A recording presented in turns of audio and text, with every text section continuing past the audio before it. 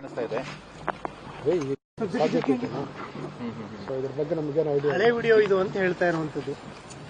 ಅದು ಹಳೇದಂದ್ರೆ ಈಗ ಅದು 8 ವರ್ಷ ಹಿಂದೆ ಇದ್ದೇನೆ ನಾನು ಅಲ್ಲಿ ಬೆಲ್ಗಾಮ್ನಲ್ಲಿ.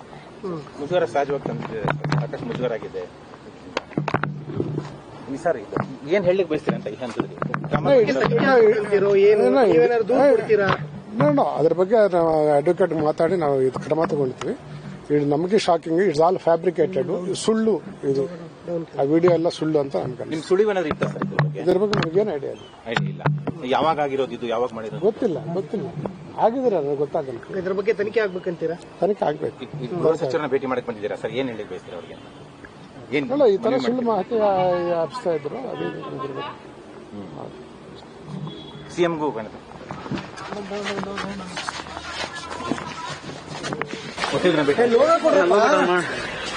ಇದ್ರ ಬಗ್ಗೆ ಏನು ಕ್ರಮ ತಗೊಳ್ಬೇಕಂತ ಹೇಳಿ ನಮ್ಮ ವೈದ್ಯರ ಜೊತೆ ಮಾತಾಡಿ ಮುಖ್ಯಮಂತ್ರಿಗಳಿಗೆ ಗೃಹ ಸಚಿವರು ಫೋನ್ ಮಾಡಿದ್ದೀರಾ ಸರ್ ನಿಮ್ಗೆ?